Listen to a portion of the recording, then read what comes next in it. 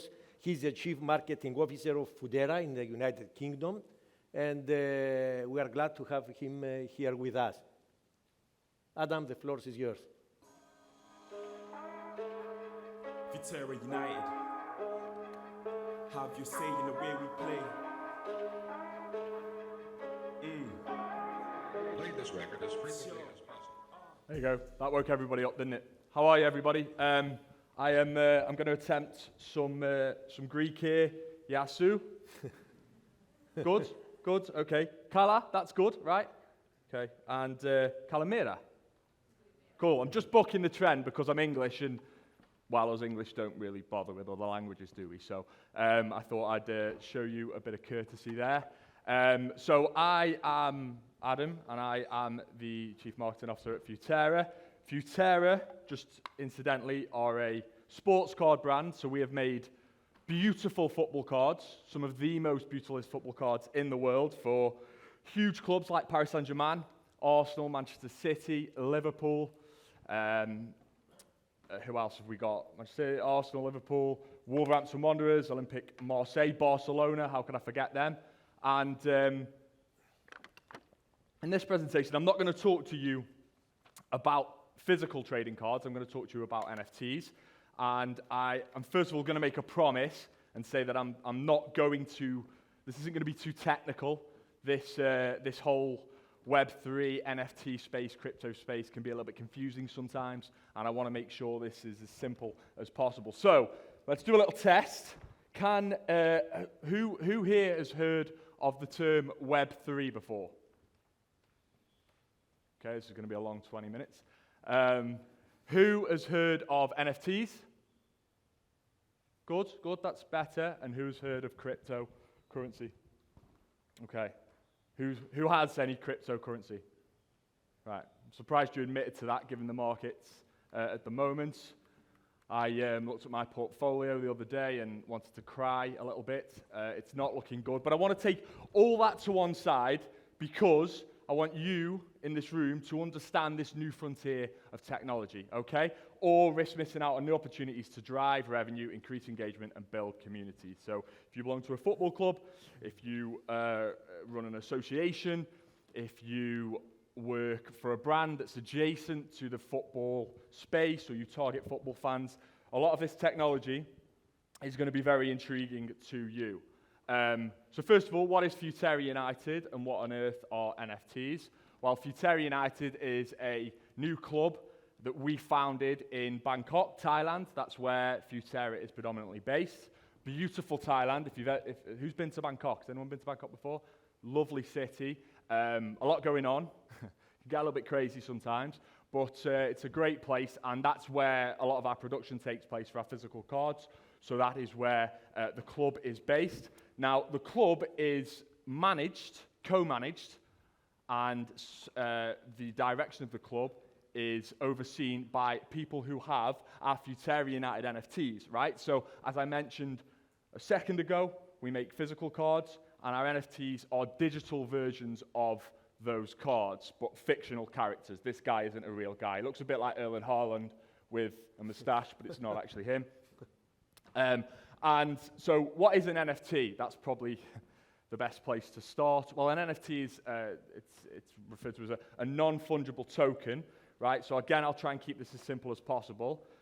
A non-fungible token means, well, let me use a real-life analogy for a second. Okay, so I carry around this picture in my wallet of my little girl when she was about 6 months old, right? Very cute. Not that cute now. She's going on 4, so the cuteness is starting to fade a little bit. But so you could try and replicate this picture if you wanted, and you could do that, but it would never be this picture. It would never be the picture that I've carried around in my wallet for the last couple of years, you know? So that means it's non-fungible, right? Bear with me. So then let's take like a pound coin, a British pound coin. It doesn't matter which pound coin you give me. It's £1 coin equals £1 coin regardless, right? So think about NFTs in that way, but in a digital perspective. So a pound coin is fungible. It doesn't matter which one you give me.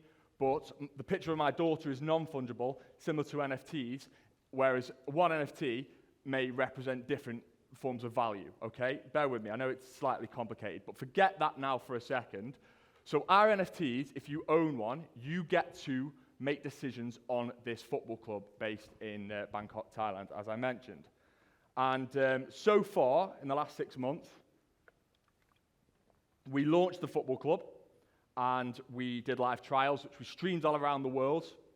We had like hundreds of players from Bangkok, the Bangkok area turn up. They took part in these live trials, and those people that owned a Futera United NFT got to decide which players went on to play for the club. Since then, the community has decided everything from what the badge looks like, the colour of our home and away jersey. Look at that, that's a lovely jersey, isn't it? So they've had a real impact on the development of the football club. And, you know, I'm a football fan, I'm an Evertonian. That's my team, it's my English team. And, you know, I think sometimes the further your club goes up the football pyramid, sometimes you can feel slightly detached from that football club. So I and the team had a desire to really kind of democratize football with this initiative, and that's what we've attempted to do. Okay, so games are streamed online for free. Anybody can watch a game. You don't have to be an NFT holder to watch a game.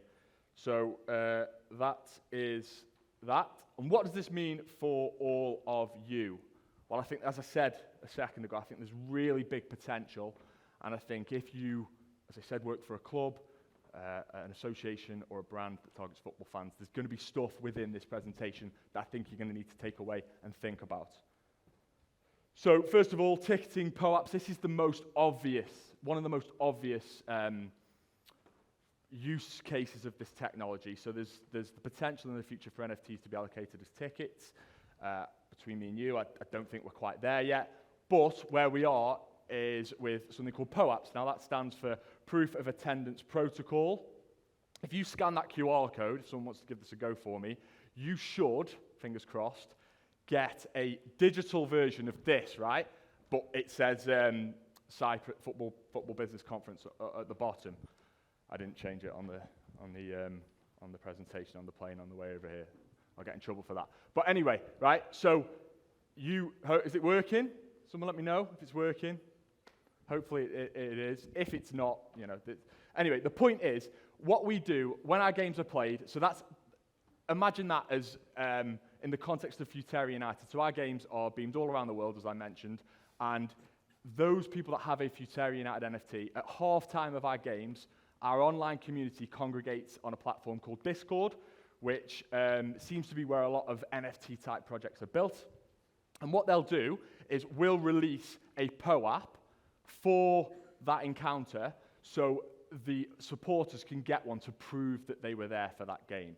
Now, the use case for this, for those of you that belong to football clubs, I think is really important because this is a great way to get your supporters starting to engage in the digital world, right? Because a lot of your supporters at this present moment in time, and I'll elaborate on this further in a second, your supporters might not be quite ready to do this yet, but this is a nice and easy way to kind of get them involved in this space. So you imagine at halftime, you have one of these QR codes or a code, like it could be, it could be the name of the fixture, for example, so your club versus another club.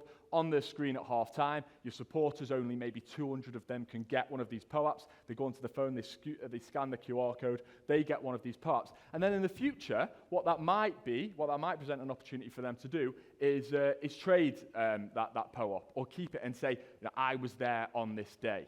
As a football fan, I used to collect tickets when I was growing up. I had a whole stack of them before my wife made me chuck them away. And so I used to kind of lug these around with me, and they would be kind of a manifestation of my football fandom, right? I'd be like, I've got, when I was younger, look at all these games that I've been to. And I can imagine these starting to take that role as we move forward, especially as more and more of our lives become more digital. So fan engagement is another area where I think we should all be rather excited, especially if you work for a football club. This is interesting because I think, as I've already mentioned with the jersey and the things we've done there, now, look, we're taking this to the extreme. As a club that's based purely on Web3 and NFTs, everybody involved in the club knows what the deal is, and our supporters get to make decisions on things that happen on the pitch. So they'll even get to choose, maybe before a match, who will play at right back. Okay, that's crazy, I know. And that I don't suppose clubs that have been established for hundreds of years are willing to do that. But what you can do via this technology is, I think, it's a really good opportunity to bring supporters into the decision-making process. So, you say to your supporters, if you have one of our NFTs, you're going to get to vote on what the jersey looks like next year for this. You give them a couple of options and get them to vote on that. That's a really intriguing use case, I think, for this. And also offering supporters experiences and access. So what you could do is you could say, right, if you have one of our NFTs, you're going to get exclusive content to, manager content or interviews with your star player. Or at the end of the season, we're going to invite anybody who's got an NFT is going to be able to come down and meet the players. You can really kind of integrate it with the real world as well. So there's some nice synergy there. What am I on time-wise? Right, okay. Leveraging your intellectual property. So this is another opportunity, right? So as I mentioned earlier, I am an Evertonian. So Liverpool are not my favourite team. However, they are a licensee of Futerra, so I do work with Liverpool quite a bit.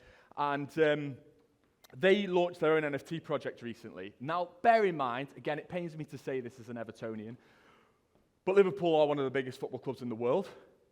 There's no doubting that. They have a fan base across the world. I mean, I was in Asia once. I was in Malaysia walking down the street one night, and I heard "You'll Never Walk Alone," and I looked in a bar, and there was hundreds of Malaysian Liverpool fans singing "You'll Never Walk Alone." And as an Evertonian, you can't escape them. They're everywhere. So that just shows you the magnitude of the support base that Liverpool have. They launched an NFT project, and they sold about 5% of their NFTs.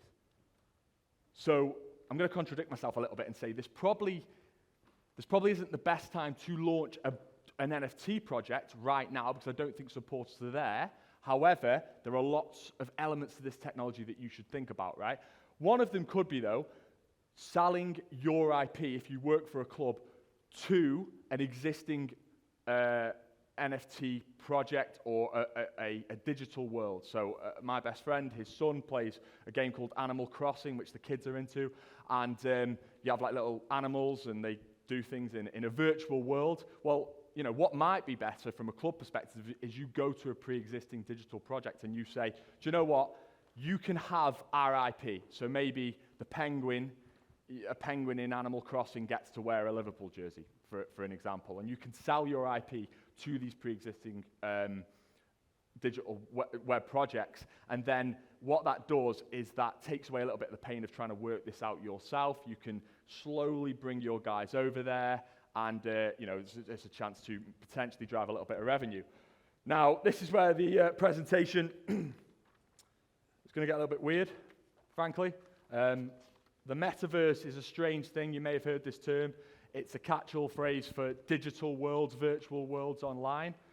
And it is rather strange, I'll be honest. So I'll give you, again, a real-life use case. AC Milan, last game of the season, they needed to win, I think, against Fiorentina, something like that, to win the league. And what they said to their supporters, the supporters that are based in North Africa and the Middle East, is they said, right, come into the metaverse. So they've built a room, a virtual room, where their supporters could go in, they could access this virtual room, and then they could watch the game in this kind of like virtual stadium, and they could interact with each other, and they won prizes. And I've read some of the comments from some of the supporters that did it, and they quite enjoyed it. So what are we doing in the metaverse, and where are the potential opportunities for you? So we're building a football stadium in the metaverse. Now, there's a couple of different metaverses. The main two are Sandbox and Decentraland. Again, you don't really need to retain that information. But this is going to be a virtual football stadium where our community are going to go into the metaverse to watch Futera United games. So they're going to go in, and they're going to be able, and you may access the metaverse via the VR headsets. You all know those VR headsets that are kind of weird, again, a little bit freaky, but very dystopian, but anyway, you could access the metaverse via there, or it might be via desktop or mobile. But anyway, so we're going to create a virtual online stadium that our supporters are going to go into and watch our games. And then while they're in there, we're going to utilize that opportunity to kind of bring them towards our physical cards. So we've had conversations with the clubs that we work with. What we might do is we might have a Liverpool shop, for example, in our metaverse. So they go in and they watch the Futera United game. They've got their little avatar. So like that, you know, like it's based on their NFT. And then and they might, when they're in there, watch the game and then buy a couple of our physical cards. So there's multiple opportunities here. Again, I know that sounds crazy. It is crazy, but it's coming, and it's something that I think everybody should be thinking about.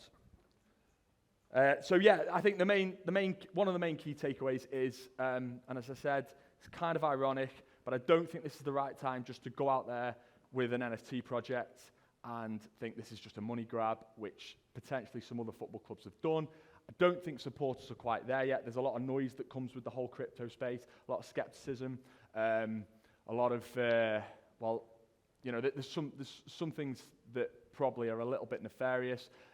However, there are lots of great use cases for this technology. I've identified a couple of them. And I think if you're involved in football, it's something you should be thinking about now and starting to educate, you know, incentivize, encourage your supporter base to come along with you. I think the younger elements of the supporter base are probably going to understand this intuitively a bit better than the older guys. My old fella, my dad, he can just about use Facebook. So he's probably not the guy that's going to go into the metaverse and watch a game or get a PO app, but you will have a large segment of your fan base that get this in the same way that they get social media. Right, and just finally, I'll wrap up and say, so what does the future hold for Futera United? So we are really looking to create characters out of the lads that play for us. Obviously, quite a few of them are Thai, naturally, given the fact that we're in Thailand, so there's a bit of a language barrier, but some of them aren't. Gail Basana's from Luton in England. So we're kind of creating these characters around some of the players. And what I'm looking for actually from today, just very quickly, is anybody who works in kind of data, sport analysis, player analysis. I'd love to have a conversation with you, ideally, because what we want to do is we want to provide more information to our fans on how our players are playing, right? So they can get those educated decisions, to get that education, get that knowledge to then inform their decisions moving forward. We do have sponsorship opportunities as well. I think if you're looking to target people who are kind of digitally native, that you think are, you know, the types of football fans that are going to engage with stuff online. We've got a real right base now, a great little community that we've formed online of engaged fans, and I think there's a real opportunity here as this grows, as it's going to grow, for your brand to be a part of.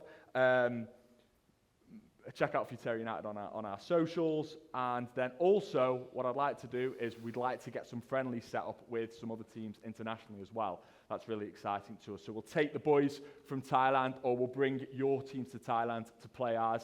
Again, every game's streamed online. We're building a YouTube proposition as well with this, where we're going to create a bit of a story and a narrative as the team grows and gets better. So loads of exciting stuff.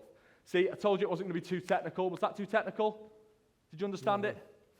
Good. Okay. Well, thank you for your time. Much appreciated. And I'll see you around.